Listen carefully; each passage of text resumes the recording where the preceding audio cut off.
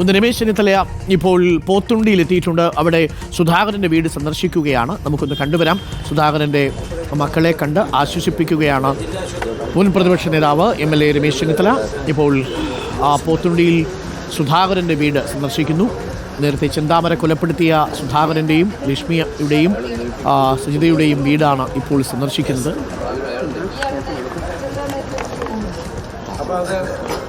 ഇപ്പോൾ തത്സമയ ദൃശ്യങ്ങളാണ് പ്രേക്ഷകർ കാണുന്നത്. രമേശ് ചെന്നിത്തല സുധാകരൻ്റെ രണ്ടു മക്കളെയും കണ്ട് ആശ്വസിപ്പിക്കുകയാണ്. ചെന്താമരയെ പോലീസ് പിടിച്ചതോടുകൂടി തൽക്കാലം ആ ഭാഗത്തുള്ള ഭീതി ഇല്ലാതെയായി തീർന്നു. ഇനി ഈ കുഞ്ഞുങ്ങളുടെ കാര്യമാണ്. ഈ കുഞ്ഞുങ്ങളുടെ അമ്മയെ 5 വർഷം മുമ്പാണ് ചെന്താമര വെട്ടിക്കൊലപ്പെടുത്തിയത്. ഇവരുടെ അച്ഛനെ കഴിഞ്ഞ ദിവസമാണ് വെട്ടിക്കൊലപ്പെടുത്തിയത്. മുത്തശ്ശിയും നഷ്ടപ്പെട്ടു. ജില്ലാ ശിശുക്ഷേമ ജില്ലാ വനിതാ ദിവസന്മാരെ ഇന്ന് പെട്ടെന്നാണ് അവിടെ ഉള്ളത്.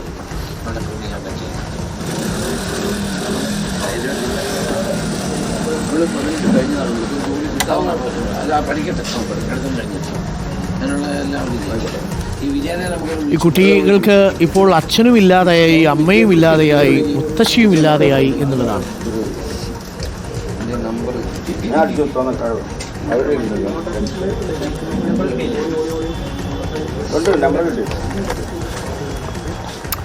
രമേശ് ചെന്നിത്തല ഇപ്പോൾ പോത്തുണ്ടിയിൽ സുധാകരൻ്റെ വീട്ടിലെത്തി. സുധാകരൻ്റെ മക്കൾ 2 പേർ. ഇനി ആ വീട്ടിൽ അവശേഷിക്കുന്നത് ഇവർ 2 പേരും മാത്രമാണ്. ആ കുടുംബത്തെ അടിമുടി ഇല്ലായ്മ ചെയ്ത് കളഞ്ഞിരിക്കുന്നു ചെന്താമര. ആ കുഞ്ഞുങ്ങൾ ആ അക്ഷരാർത്ഥത്തിൽ അനാഥരായി പോയി എന്നുള്ളതുപോലെ നമുക്കെല്ലാവർക്കും കേരള സമൂഹത്തിനൊപ്പം നിൽക്കേണ്ട ഒരു കുടുംബമായി അത് മാറിയിരിക്കുന്നു. ഒരു അയൽവാസിയുടെ ക്രൂരമായ അന്ധവിശ്വാസത്തിനോ ക്രൂരതയ്ക്കോ ഇരയായിത്തീർന്നൊരു കുടുംബമാണ്. അവരെയാണ് ഇപ്പോൾ രമേശ് ചെന്നിത്തല സന്ദർശിക്കുന്നത്. ഇക്ബാലുണ്ട് നമുക്കൊപ്പം. ഇക്ബാൽ, ഇപ്പോൾ രമേശ് ചെന്നിത്തല സുധാകരൻ്റെ വീട്ടിലെത്തി ഈ കുട്ടികളെ കാണുകയാണ്. അവർക്കിനി ആരുണ്ട് എന്നൊരു ചോദ്യം വലിയ ചോദ്യമാണ് അല്ലേ ഇക്ബാൽ?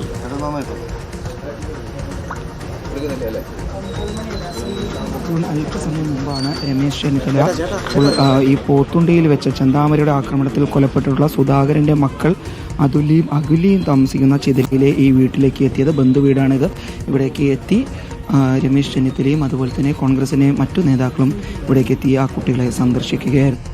2 പേർക്കും 2019 അവരുടെ അമ്മയെ ചെന്താമരയുടെ ആക്രമണത്തിൽ ആദ്യം നഷ്ടപ്പെട്ടിരുന്നു. പിന്നീട് കഴിഞ്ഞ ദിവസം ചെന്താമരയുടെ ആക്രമണത്തിൽ അവരുടെ അച്ഛൻ സുധാകരനെയും അച്ഛമ്മ ലക്ഷ്മിയെയും നഷ്ടപ്പെട്ടു. ഇതോടുകൂടി ആ കുടുംബം വലിയ രീതിയിൽ ബുദ്ധിമുട്ടിലായിരുന്നു. ഇപ്പോൾ രമേശ് ചെന്നിത്തല നേരെ ഇങ്ങോട്ടേക്ക് എത്തി. ആരോഗ്യവകുപ്പ് മന്ത്രി വീണ ജോർജിനെ ഉൾപ്പെടെ ഇവിടെ വെച്ച് തന്നെ ഫോണിൽ ബന്ധപ്പെട്ടു.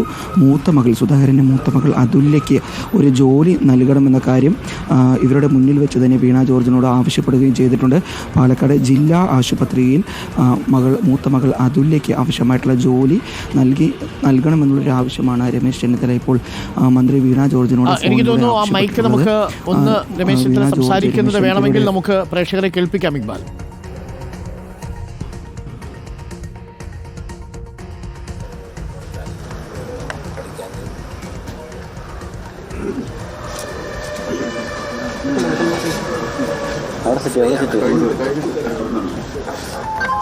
മറ്റാർക്കും ഫീസൊന്നും കൊടുക്കേണ്ട ആവശ്യമില്ല അല്ലേ?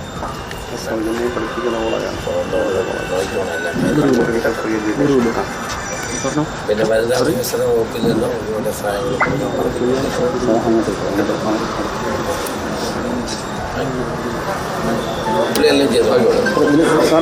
കോളേജിലെ ഫ്രീ എഡ്യൂക്കേഷൻ ആണ്. പെൺകുട്ടികൾക്ക് ഫ്രീ എഡ്യൂക്കേഷൻ ആണ് ഓൾറെഡി. ഫ്രീ എഡ്യൂക്കേഷൻ അനുസരിച്ചാണെങ്കിൽ പൊളിക്കാത്തോളാം. Okay okay. ഫീസ് അടയ്ക്കണ്ട അല്ലേ? എക്സാം ചെയ്യാൻ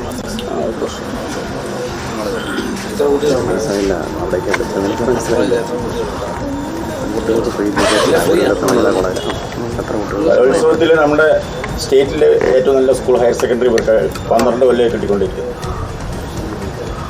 ഗുരുകുലമാ